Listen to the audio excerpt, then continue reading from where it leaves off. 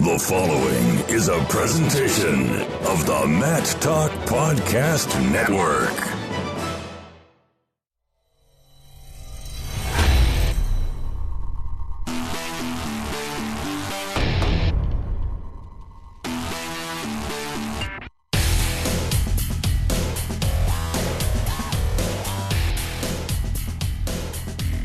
It's the Short Time Wrestling Podcast. I am your host, 11-time award-winning wrestling broadcaster, writer, announcer, Jason Bryant, and I hope everybody had an outstanding, happy, and safe Thanksgiving. For my friends up in Canada, hope you had a happy and safe Thursday.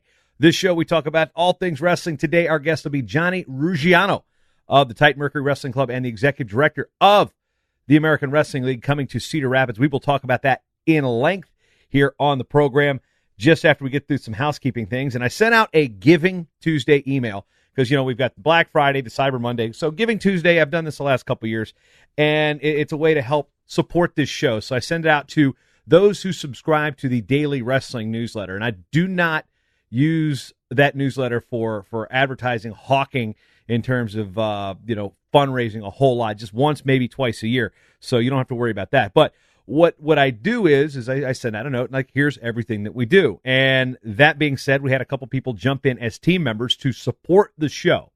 That is the intent of, as I call it, joining the team. Support the show. And you can do that by going to matttalkonline.com/join the team. Or if you're familiar with Patreon, Patreon, patreon.com/matttalkonline. You can make your contributions there. Now, if this is your first time listening, I don't want to make it seem like I'm throwing a money pitch at you right away, because that's just bad podcasting 101. But I do want to thank those who have now joined the team and are supporting the show and the network and all the free things that I do provide for the wrestling community. Dan Rancic, who I've known a long, long time. He used to actually enter results for me when I was running Intermat back 10, 12 years ago. Actually longer than that. Chris Nelson, new team member. Matthew Hunt. Tom Scully also received contributions from Mike Chick, who is not the first time he's thrown some funds this way to support the show. Appreciate it, Mike. Kirk Ford and Gary Frankie, they're going to be doing it the traditional way by dropping a check in the mail. So, again, thank you for your support of not just this show, but the Hall of Fame show, the Legends series, all of these things, the archives, the historical research that I'm doing. All that is wrapped into this. The supporting the show isn't just the Short Time Wrestling Podcast. It's the other shows that, to keep them alive and running, to keep other shows that aren't funded by these schools. This is a business. However, it's also a lot of the stuff I'm doing isn't, nobody's cutting a check for me to research all the hometowns of the NCAA All-American. So that being said, if you want to support the show, support the network, I'm not going to bore you with this stuff very much throughout the course of the year, but you can go to patreon.com/matttalkonline or a quick link at matttalkonline.com/join the team. With that, let's get to our interview. It's fun. We're talking AWL.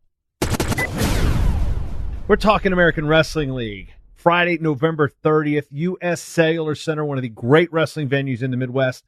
Cedar Rapids, Iowa. Oh, right there, you can smell the cereal across the street, that part of the state. There's a river, there's wrestling. And guess what? We've got Jonny Ruggiano from the Titan Mercury Wrestling Club and the American Wrestling League on the show today to talk about all things AWL again this coming Friday. Jonny, what's up, man? Not much, Jason. We're just getting really, really excited for this Friday. We got some awesome matchups. We're going to put on a party. We're looking forward to it. Happy to be on the phone with you today and talk some AWL. Now, the one thing we've got to get right out of the way, you have I thought I had a long title when I worked at USA Wrestling. My title was Coordinator of Grassroots and Social Media Marketing. Gary Abbott is the Director of Communications and Special Projects. You have a very long title with the Titan Mercury Wrestling Club, which is? It's a bit of a pickup. So the full, it's Director, the full title is Director of Operations, Media, Marketing, and Design. I think we can just go with Director of Ops and make it easy. And you also are the Executive Director of the AWL. Yes. Now, a couple of the characters that are involved in this, and I use characters specifically about Wayne Boyd, maybe a figure of importance with Andy Barth, even though we know what they're both in terms of how you can describe them as, Andy's got that dry wit. Wayne doesn't really hide his sense of humor. He throws it out there for everybody to see. And the formulation of the AWL. It's been talked about, it's been written about, but from your perspective, when did this idea start to get floated around, and how soon from conception of an idea to here we are just days away from the event did all this process take? Man, the idea of the AWL, or let's just go with the idea of developing a professional wrestling league, has been something that's been out there for a while, for years. For as long as I can go back and think about it, Wayne and I and Andy and all of the members of our team and all the guys that we work with, we've been discussing it. And I think people throughout the wrestling community have discussed, their wanted desire to have a professional wrestling outlet for our athletes. The new conception of the AWL came in where we finalized what we were going to work with really last spring, but it's something that's been kind of in the mix and stewing for years. We came into the American Wrestling League ready for it this spring, and we've started to develop everything and get into the concepts, into the flow of what we've got right now, which has a lot of promise. There's a lot of great room for evolution and development in this, but we're identifying the needs of what our wrestlers have and what the wants of the wrestling fans are looking for a professional wrestling league going forward, and really, starting with Friday. Now, going back in time, this is not the first attempt at a professional wrestling league. Not just this decade. There's been a couple things that have popped up. Track has had some professional events. Flow tried the Flow Premier League. Before that, we have to go back to Real Pro Wrestling, RPW, about 2002, 2003. Even before that, I can thumb through pages of amateur wrestling news and the stacks that I've gotten looking, and they were talking about professional wrestling leagues in the 1970s. So, what is your knowledge of these previous leagues? And I'm sure Wayne was involved in some of these things, because whenever there's pro wrestling involved in our style of pro wrestling, Wayne's been promoting and talking about the sport of wrestling for decades. So, what are some things that you learned about previous pro leagues that went into, hey, we can do this again, and hey, let's not do this again? Well, I think to first start off with Wayne, there's not much more of a master promoter than Wayne in the sport of wrestling. He has such a vast amount of knowledge and experience from all the productions that he's done, in the duration of his career, that, he's a wealth of knowledge and experience. Me personally, if you go back and look at, the first wrestling event I was ever a part of was in 1996 at the Olympic Trials in Spokane. And then, I've been really keen observer and a huge fan of wrestling, for my life, my whole life. So, looking at some of the things that we've seen, some of these professional events, some of the different types of events that have really been highlighted for generations. This goes past the 70s too. There's been some marquee times where wrestling was really thriving in the United States of America. When you're really setting up kind of this mano-a-mano dual meet scenario, kind of a bout card situation like we have right now, and which isn't to say that it won't evolve into something more grandiose.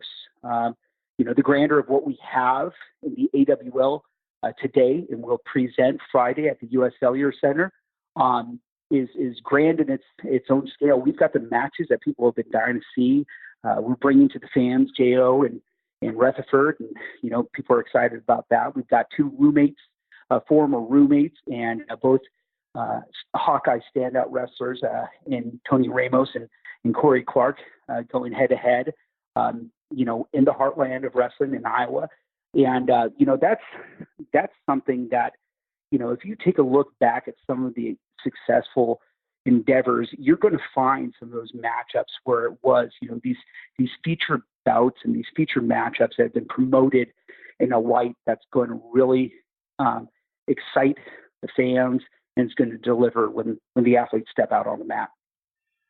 So are we looking at right now we went with a draft with Team Dake and Team Taylor. Is this just more of like an introductory type of card? Or are we going to eventually go to maybe club-based, team-based? I mean, how is this format, going to go long-term, or is this something just kind of kick off the event? Well, I mean, the draft's cool, right? I mean, so here's the cool thing about the draft is when we went to the draft, this is something, I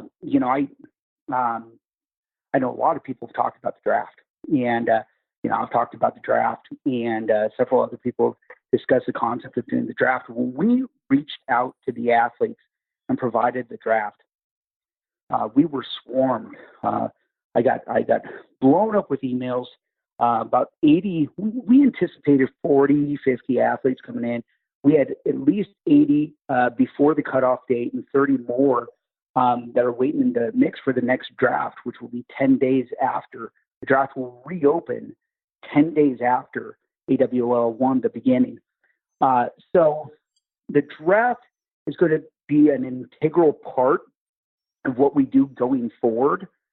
But like I said, in regards to how AWL is looking to evolve, we are trying to set up a professional league that is going to raise its stock on a consistent basis.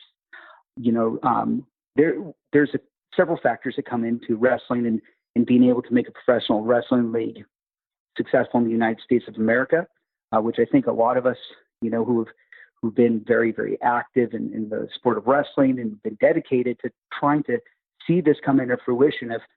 We've all kind of talked about some of those major key components. We have the marketable assets. We have the superstars of wrestling today. We are thriving with success from our athletes more than ever, but we have to provide an outlet for our athletes to be, highly marketable assets outside of the sport of wrestling itself. But to start things off, the major thing is going to be the support of the fans. We need fans to come out in droves. We need them to get their tickets. They got to fill up the arena, and they got to get a bunch of pay-per-view live streams on trackwrestling.com. And if we do that, what ends up happening is we're going to see the draft start evolving into something more thriving, provide more opportunities for wrestlers to make a living, to stay in the sport longer, and to put on a great show, for the fans of wrestling. Here's what I want to know in terms of logistics, because there were some things that floated around with how Final X was developed. There was some talk about Prowl with what Maddie Novogratz and Xander Schultz were doing, and then there was always how everything was going to tie into the USA Wrestling and the international schedule. When we look at what the AWL is going to do, how did all of those factors come into formulating the style, the format? I mean, we know it's going to be freestyle. There's been Greco guys that have been drafted in terms of, we've got Adam Kuhn wrestling in it coming up on the 30th, yeah. But all those factors have played in a role. There's a lot of hands in the cookie jar in the sport of wrestling, and a lot, maybe, power struggles in some respects. But how did you guys look at this and be like, all right, we've got to work with the the UWW calendar, the USA Wrestling calendar, not step on, athlete contracts and things of that nature. A lot of moving parts to this. I think one of the big things that you hear over and over about wrestling, and it's a blessing and curse about the innate nature of who wrestlers are. We have a tendency in the sport of wrestling to say, you're not going to do it, I'm going to do it, right? Because I'm a wrestler, I can take on the world, I can do it on my own. And, we're looking at AWL as building up relationships and partnerships with all stakeholders. The American Wrestling League and the whole entire landscape of the sport of wrestling in the United States of America and international wrestling is a piece of the puzzle. It's not, it's nothing other than that piece of the puzzle. So what we've taken into account is, scheduling dates, the matchups that we can build that are going to be beneficial to the wrestling fans and also help be, some of that developmental process that we see from our RTC systems in our club system. One of the major components, and it's not the major component, it's not the only component, but it's one of the major components that we can identify for the success of wrestling in the United States of America right now is really factored into the fact that you have RTCs and you have clubs that have put a vast amount of time in development, financial support, and really, kind of ushered in more longevity for our athletes and more opportunity for our athletes. So, if you look 10, 15 years back and you look at wrestling and you see maybe, where we came back into the valley from being at the apex, the late 90s, we kind of hit a little bit of a bump and we started getting out of that. If you look at it now, what you're going to see is that we've dispelled some of the myths that we had for international competition. We feel more comfortable wrestling international wrestlers. We understand the style. We understand how to score and win from our style as American wrestlers on an international landscape. Well, it sounds like I'm digressing, but I'm just going to kind of pull it back to what we're talking about for AWL. It's the same type of concept of what we're talking about for AWL. AWL is going to provide an opportunity for more wrestlers to compete and to really provide more of an opportunity for fans to be excited about wrestling in the United States of America. One of the big parts of our piece of the puzzle is to give wrestling fans an opportunity to show something to their friends and neighbors down the street that they can say, hey, man, this is what wrestling is about in the United States of America. And there's never been a time like today where our wrestlers are poised and ready to go in and put on a show. And that's, we've had some great wrestling throughout the history of the United States of America. Now is an extremely wonderful time to showcase our athletes. And there's never been a time where, freestyle rules have been more conducive to viewership, not just from live streams or from viewership on television, but also from, actually being at the event, being in the stands. So we're in this spot where you look at everything that's going on in the climate of wrestling, both nationally and internationally, and the AWL is just, it's a perfect fit for what we're looking for the future. I'm going to go back in time a little bit. I want to look at logistics on how you guys are going to lay this thing out at U.S. Cellular. So about 5 years ago, I went to Omaha for an event, what was called the Victory Wrestling Challenge. It was head-to-head freestyle matches. I think we might have had a Greco match we definitely had a Greco match because there was a Dominguez brother involved out in Omaha, and it was a cool event. It was basically ran by an MMA promotion that had some wrestling ties. They basically ran it like they would an MMA event, minus the cage. Instead, it was a mat. They had tables and VIP seating, and I thought it was a cool concept.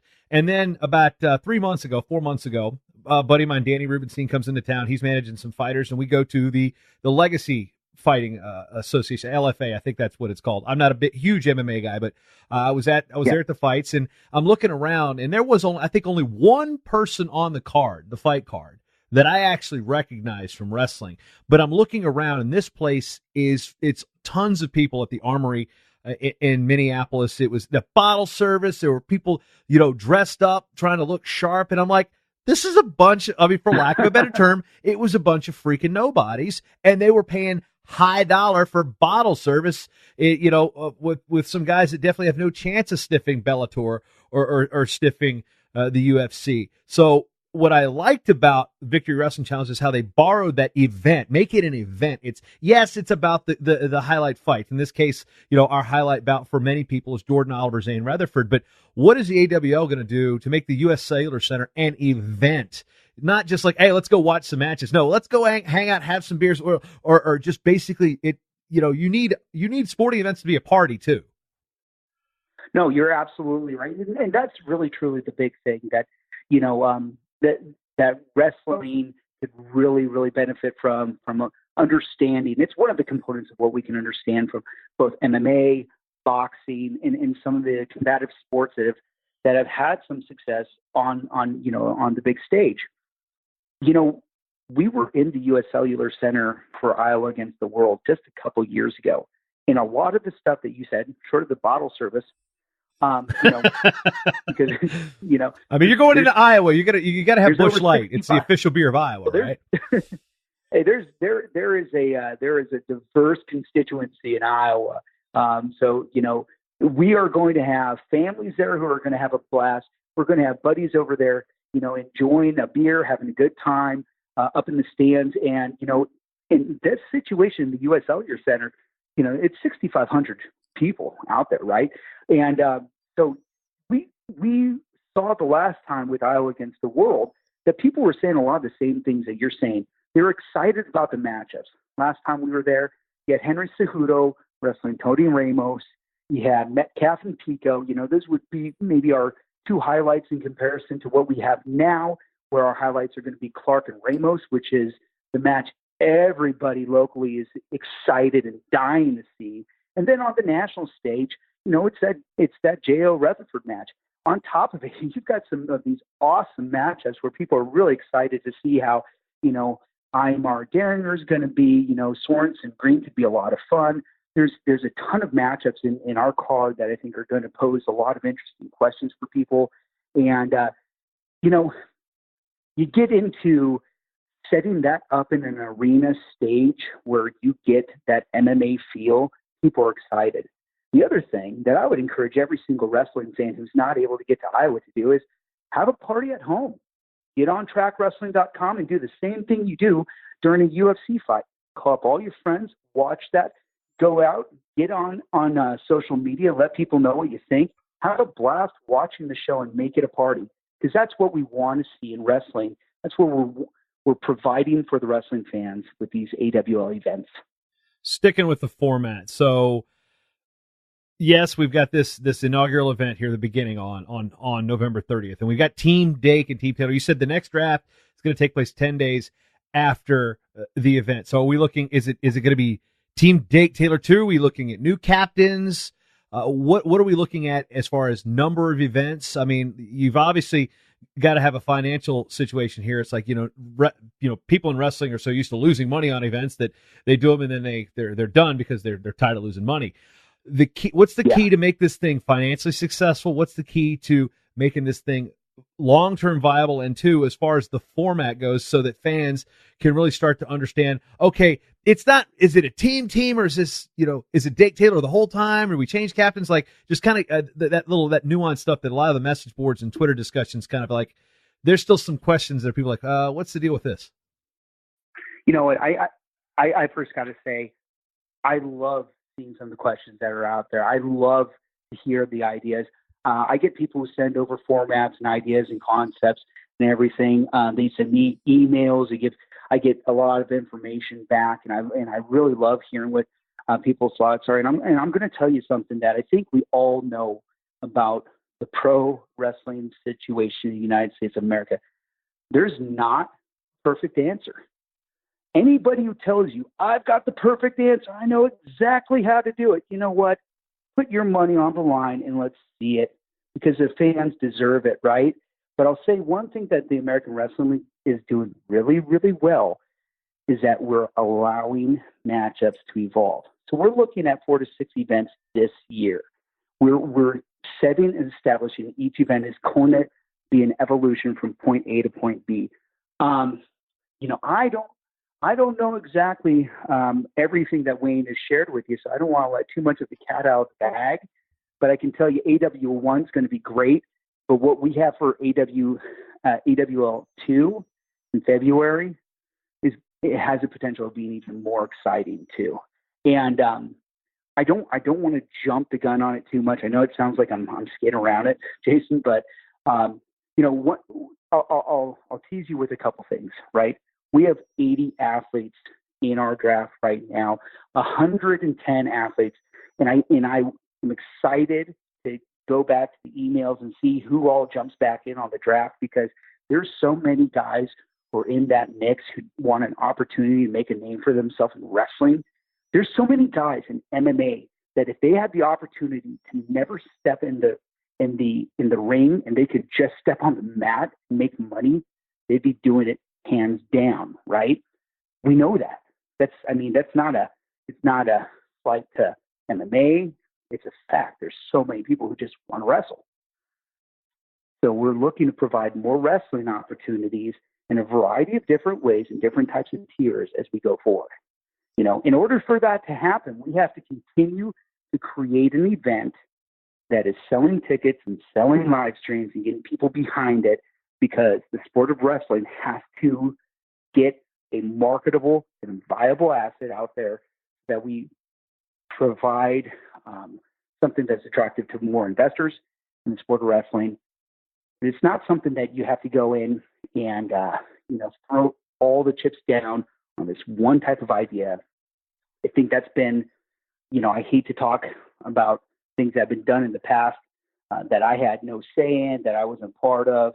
I just don't find it to be, in my character. But one thing I would say is I think one of the things that we've seen in some of the past events is if you throw all the chips down, right, on one concept, and you don't allow that to evolve in a sport like wrestling that is entirely growing and evolving into, where we are today, where we're going to be tomorrow.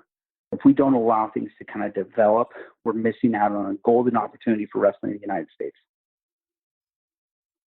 What do you think the biggest opportunity that this type of event affords, not just the athlete from Titan Mercury, not just the athlete from Sunkist Kids, but say like a guy like Nick Becker, a guy who was a multiple-time national champion at Wisconsin Parkside Division II? Yeah, I get. I talked to a couple of our TMWC guys, a couple of our high-profile guys, and I've talked about it. That gets me really excited, because here's what I love about AWL, right? And David Taylor, I know David Taylor said on an interview back where at the USWF Gala, when he's talking about, the opportunity of a pro league in the United States of America. It gives an opportunity for guys to become stars in America. There is so many great, amazing characters, personalities, and styles of wrestling that can be highlighted in the AWL, right? Because of what we're providing an opportunity for.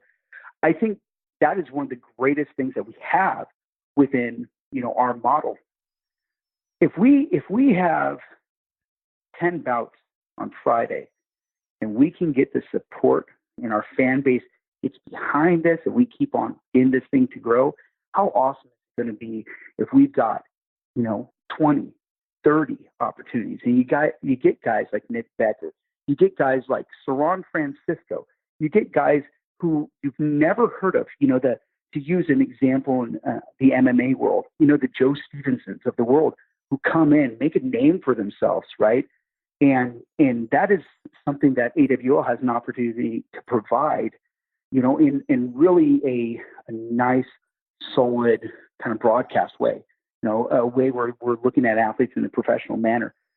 The guys might not, have the desire to go out and wrestle for a world title, but they can make a name for themselves in the AWL, and you can guarantee that they're going to be wrestling at the U.S. Open. They're going to be wrestling at the Dave Schultz International, right? They're going to be at the USAW events, and they're going to be at the AWL events.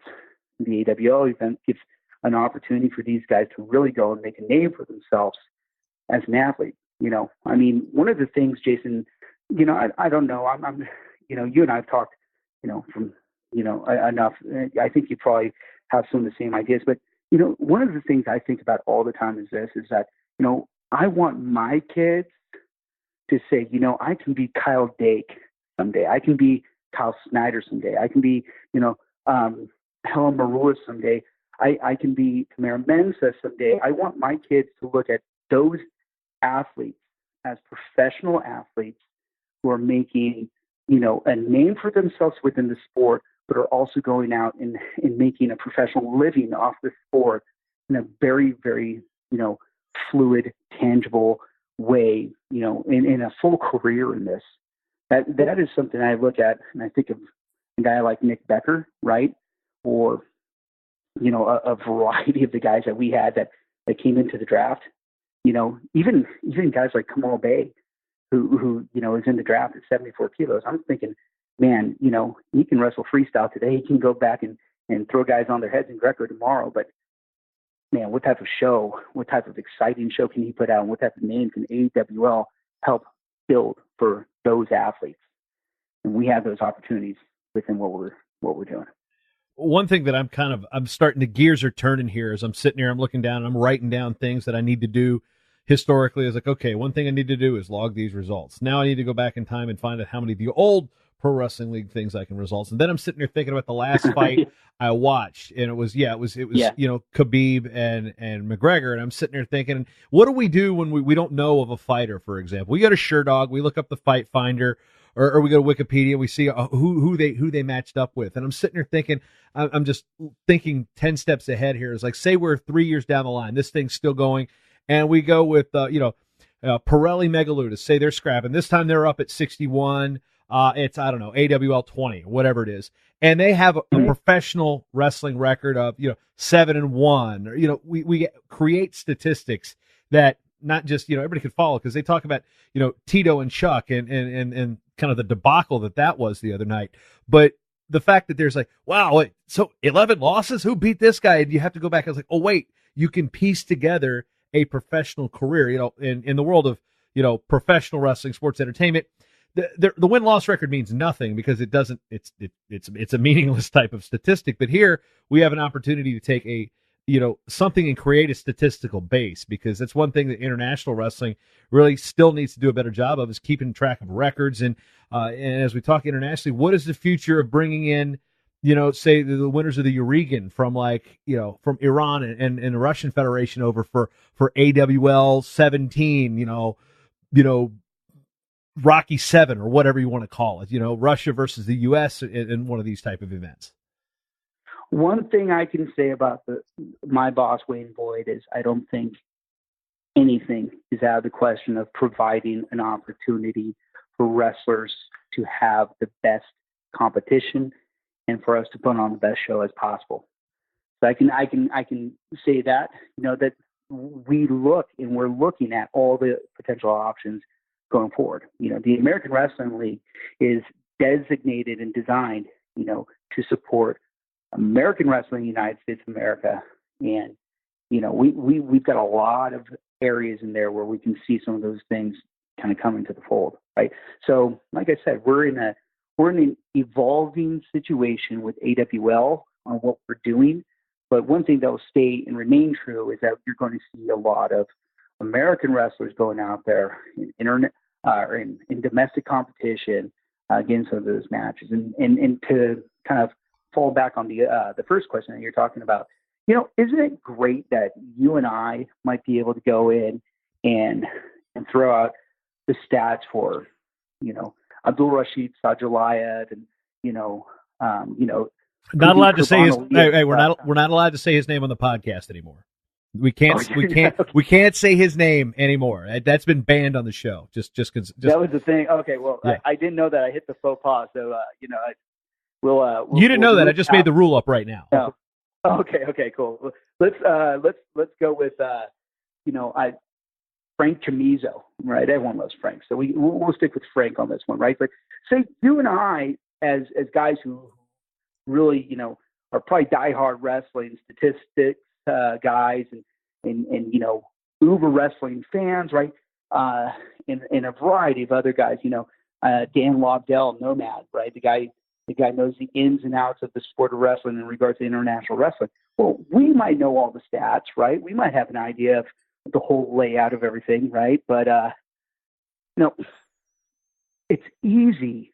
And what we need to do is continue to make things easy for casual fans to find more knowledge about the sport of wrestling, like you said, like SureDog, like, going on in online and having more resources. And to be fair, wrestling's done a lot of that, but we're still far, far away from where we can be. And so those things can come up. Fans are going to get excited about, putting together their own fantasy drafts and their own speculations of what's going on. And, really being tied into, what's going on, who's beating who, and all those things. You have to just continue to get that out to the fans and allow them to have something to chew on and be excited about. We've started that off with AWL, and we're going to keep on doing a lot more going forward too. You mentioned this earlier, that sometimes we as a sport can be our own worst enemy. And Jay Robinson has always said that, when people complain about coverage or the type of media attention we get, And he looks around and goes, we get what we deserve in some cases. So some of those aren't really glaring examples of how great we can be as a fan base. And, it's nice to sit back and say, oh, we need people to show up. We need people to show up. Yeah, it's great. You know what? Wrestling fans don't always show up. We know that they show up for one event a year. They show up for the NCAA championships, and then you've got the Iowa fans, the Fresno State fans, the Penn State fans that show up regularly. Ohio State's getting bigger crowds. Oklahoma State can get a big crowd, not as much as you might think. But, when you look at this first event, say you don't get a full house. Say you don't get half a full house. Say it's, you got some production issues and things don't really, hit the way you want them to. I mean, obviously, worst case scenario has got to be something you have to plan for just in case. What is the long-term viability here if events 1, 2, and 3 don't go off as expected? I mean, Rome wasn't built in a day. How many days is it going to take the Romans to build the AWL? Well, Rome wasn't built in a day, but they kept on paving roads every single day, right? And I think that's one of the big things that we have to take a look at. And maybe that's, I'm not going to go put that on the shoulders of anybody but the people who are going in and paving the roads, right? And here's a couple of things that will help in that regard. A, you have to keep on learning lessons from every experience that you have. I can tell you in the 4 World Cups and active in, I was started off in '99 as chairman of the World Cup. But the last World Cup that we had in LA, I was the director of operations from the World Cup. I can tell you when I walked into the World Cup in Iowa, when I didn't have a job, I had that little job separation anxiety watching that event unfold. I could tell you the ins and outs and the layout and where the branding is and what should be on the leaderboard and how the athletes should be coming out and be presented. And I could give you a full layout of every single thing, but it came from each step along the way of growing and learning and allowing things to develop in the way that it should be, right? Well, we have to do that all together, right? So the guys who are going to be active in developing a pro league and working to make the AWL a success, we have to do a couple things. A, we need to continue to build relationships with all stakeholders involved, which we're doing, right? B, we have to go in and provide an opportunity for fans to be excited about which we're doing. And C, we have to get and encourage the fans to get that out and expand that impression, right? But one thing that I would say, would be wise for us all to take a step back and look at is it's okay to watch things kind of progressively grow. It doesn't need to be a sellout. What it needs to be is something people are excited to see the next event happen. And so, one of the things I think that has happened in the past was our expectations and our standards are so high for wrestling, right? Because everyone who's involved in wrestling is in love with wrestling. Our standards are so high, we have to look at some of the successes that are happening. I mean, if you've been a dedicated wrestling fan for over 20 years, I can tell you right now, we're all ecstatic about being in our heyday, but we still have these high expectations of what wrestling can be, So that's one of the big things. And another thing that I'd say too, Jason, is we have to continue to get some of the guys who, there's a generation of wrestling in the United States of America that really focused and honed in on the one essential ingredient of what wrestling is all about, and that's character building, right? And unfortunately, there's been times where maybe there wasn't a marketable, viable asset for them to actually go in and put that out in the way we can today in the media world, right? And the promotional, in the marketing world. Well, we need to get that type of interest back into wrestling across the nation and get people excited about that too. So, so those are some of the components that we have to work on. And one of the big things to kind of, map it out into what your question is in regards to, what happens if AWL 1, 2, and 3 is not a success? What do? Right? Is you keep on growing, you keep on developing, right? You keep on providing fans with what they want, and it's an educational process all across the board. It wasn't, you didn't just get a couple really good wrestlers to show up one day in the United States of America and us get super excited about freestyle wrestling in the USA again, right? It was a developmental process. We continue to do the same thing that we're seeing actively happening now. And wrestling fans who are jumping into wrestling today, if you compare wrestling with MMA, you're going to go and say, hey, these are some of the spots where we're dying to see, wrestling have that, right? We're dying to see, the Sherdog stats. We're dying to see these big, UFC promotions. We're dying to see, offshoot events and some like reality TV shows and stuff like that are going to line into, wrestling. Well, get the fans what they want and allow it to grow and develop. One thing that's always jumped out about this since the inception of the draft, Team Dake, Team Taylor, is we've got Dake and Taylor, world champions. We've got Jaden Cox, world champion. We've got Jordan Burroughs, multiple-time world champion. When are we going to see the medalists in this thing? Because I think that's one thing that people were excited about initially. It was like, wait, Dake and Taylor. Oh, wait, they're not wrestling? Yeah. I'll say this, right? I think when you put it out there, right, everyone's really excited at the beginning saying, hey, let's get the whole world team to wrestle. We've seen that before, right? And like I said, AWL is one piece of the puzzle of the landscape of wrestling in the United States of America, right? People are going to be more excited about exciting matchups than it is about just seeing the whole world team wrestle. You get a world team member to go out there and he's maybe the disparity between number 1, number 2 is really, really high. I'm not saying it is right now, but I'm saying if that's the situation, it's not an exciting match.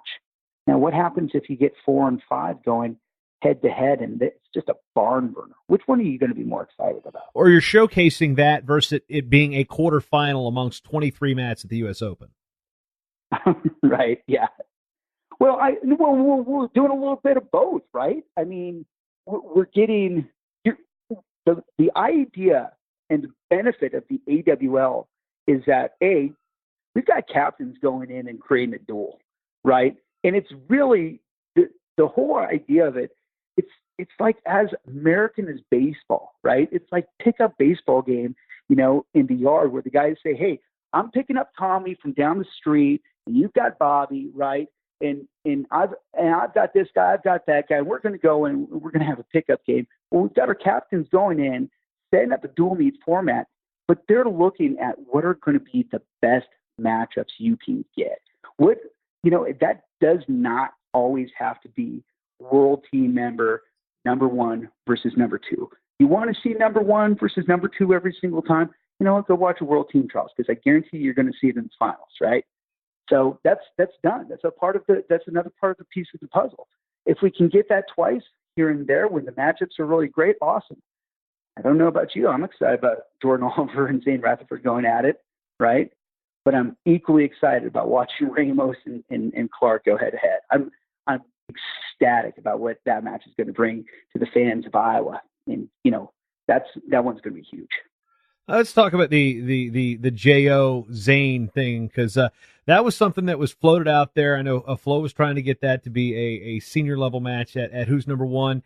It didn't materialize there, and it looked like you guys kind of capitalized on that social media buzz. I mean, how long was that match in the works? What were some inside baseball behind the scenes stuff that had that match in the works? Was it born out of that, or was that something you guys had your eye on? No, I mean, we've been working on trying to get the best matchups we possibly can get, right? We've been looking at trying to get the best athletes to jump into the draft, and we want to see those things happen. And, it just kind of evolved, right? And then, as soon as Zane came into the draft, knew that there's an opportunity. I think it's pretty close to say, chances are David Taylor's got an opportunity to draft Zane Rutherford. He's going to draft Zane Rutherford, right? And Jordan. I mean, first to go back on talking about that matchup in general, right? That's just a really exciting matchup that I think people are really excited to see, right? Two wrestling fan favorites that are going to put on a great show, that have got some past history and got a lot of promise and potential, right, on both the national and international stage, right? Jordan's been very successful, a lot of international tournaments, his junior world bronze medalist, right? And then you've got Zane, former world team member coming back, and this is his first match back. I think we're kind of sitting in one of those spots where, we've got a really kind of a really, really fun matchup. But it just kind of evolved. I mean, by the time we got into the latter part of the draft, right, we've got 80 athletes out there, and our captains are able to go and say, yeah, this is what I'm looking for. This is kind of who I've got my eyes on, and you could tell that there's a little,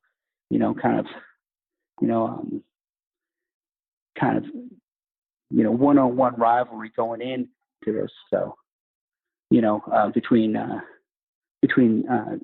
David and Kyle. One thing we've also got that weekend, we got Iowa State the day after in Iowa City. We know that Iowa has led the nation in attendance. I believe it's 12, 13 straight years. Even when the place looks empty, they still put in 8,000 in the Carver Hawkeye. So strategically, yeah, it is the same weekend as Vegas. A lot of eyes are going to be on that. But when you're looking at a fan base at a wrestling weekend, how much was looking at that calendar going, okay, we've got to move this thing to November. Iowa State, 15, 20 minutes down the road. I mean, that's got to play a factor in the choice of location. Well, first things first is U.S. Cellular Center. We had a lot of success last time, Iowa against the world at U.S. Cellular Center. Second, when you're talking about fans of wrestling, Iowa is one of the strongest fan bases in the United States of America, where we know we've got fans over there who are very excited about the sport of wrestling. And we know that we're going to be able to provide an opportunity for them to see some great matchups. So, we feel very, very confident about that. And then when you look at Iowa State, I mean, if you love wrestling, what's better than, getting a doubleheader, right? You can now, with AWL being there, right, on that weekend, right, you can see the future stars, the current stars, and the future and current international stars of wrestling in one weekend, right? So it's a win-win situation. Talking with Jonny Ruggiano, the executive director of the American Wrestling League, and as we wind down this preview, we didn't go match by match by any means, but just run through these lineups real quick. Frank Pirelli versus Nico Megaludis. All the names I'm listing first are Team Dake versus Team Taylor at 57-61. Tony Ramos, Corey Clark. We've alluded to that on numerous occasions, as well as we have at 65 with Jordan Oliver and Zane Rutherford. 70, James Green against past Hawkeye, former Hawkeye Brandon Sorensen. Richie Lewis, little Jersey swagger against Tommy Gant at 74. Imar, Isaiah Martinez, Alex Deringer at 79. That's one a lot of people are looking forward to. The 86-kilo match also has some interesting flavor to it. Two different styles of wrestling with Nick Heflin and Sam Brooks. Deron Wynn, fresh off a Bellator victory again. Now going to take on NCAA champion Mike Machiavello at 92 kilos. Jacob Casper at 97 against Kyvan Gadsden, Iowa native, and Dom Bradley and Adam Kuhn in a contrast of not just wrestling styles, but body styles. We could analyze this lineup for days at a time. We could go match by match, but outside of some of the obvious things we mentioned, Ramos, Clark, J.O., Rutherford. What's the one match that you're looking at that you think most people are sleeping on? Go, no, this is the match that I want people to really pay attention to. I'm looking forward to Brooks and Heflin. I'm really looking forward to Brooks and Heflin, and I think both the local and the national fans are going to love that matchup. Stylistically, it's great. I think there's so many X factors in that matchup right? People don't necessarily have a full grasp of what they're going to see, but they know that it's going to be big, it's going to be exciting, it's going to be fun. So that's the matchup that I think, if you want to get your cauliflower ears perked up, get ready for that one. Actually, I made a slight error in the Bellator. That was actually the Golden Boy MMA with Deron Wynn beating actually former wrestler Tom Lawler, who actually wrestled the NCWA for Central Florida, believe it or not. So a little Central Florida wrestling. Now, speaking of guys like Deron Wynn, he comes off a Bellator fight back in May and then goes into the World Team Trials Challenge Tournament. I mean, what the heck? Then he's, how does he reach out to you? Do you reach out to him? It's like, hey, yeah, you're under contract with fighting and stuff, but hey, you want to wrestle in this thing? Well, first of all, Deron's, a Titan Mercury wrestler as well, right? So Deron Wynn is really a Renaissance wrestler. I think that's a really good way of putting it. Deron Wynn will do just about anything if it involves a mat. And so, and he just loves competing. He loves competing. He loves coaching. He loves helping people. He loves fighting. He's got this full mix of it all. He's just a great overall guy, and so he, it wasn't too tough to say, hey, Deron, we're setting up a pro league. Interested? So he was excited about it. And, we're excited and happy for his success in MMA. And we're really excited for him to come on, put on a show. Deron Wynn's another guy who's just a lot of fun to go out there and watch because, you never know what, that the guy's very, very capable of a variety of different positions and a variety of different things that he can do. So Deron's going to be a lot of fun. I'm looking forward to watching him and Mock go at it.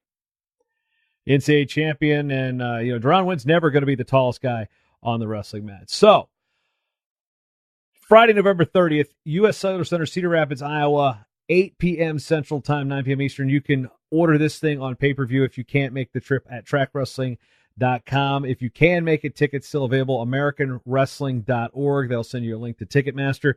And good seats available. Also, we got VIP seats. What type of seating do we got for those who are still looking to drive on in on Friday? Okay, so we've got some seats for kids, right? We have a discount ticket for 12 and under, $10. We got a $15 youth ticket. We got a standard $30 ticket. We got a VIP tickets as well. So there is a kind of a full gamut. There's still tickets available for anybody at every level. We want to see you out there. We're going to put on a show for you. We're really excited about it, and we want you all to be a part of it. So come out and have some fun with us.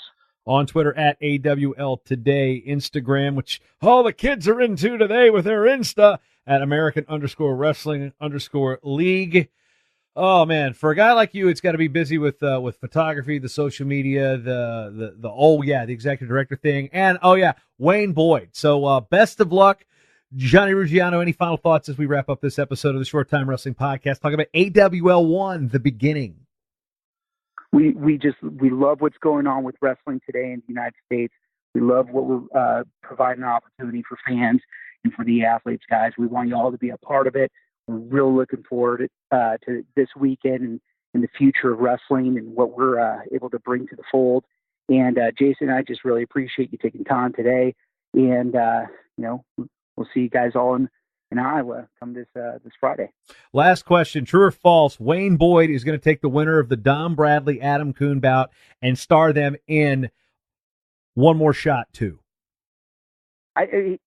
Wayne can do and will do whatever Wayne is ready to do.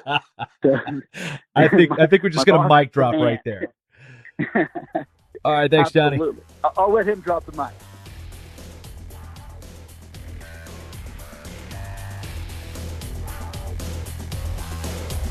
The Short Time Wrestling Podcast is proudly outfitted by Compound Clothing. Shirts, singlets, custom gear orders, everything you need. Call up Cliff and the crew at cmpteamwear.com. First time listening? Well, you can change that by going to mattalkonline.com/getshorttime to subscribe on Apple Podcasts or listen on your favorite podcatcher at mattalkonline.com/listen. This show is part of the Matt Talk Podcast Network. For more wrestling podcasts, head over to MattTalkOnline.com.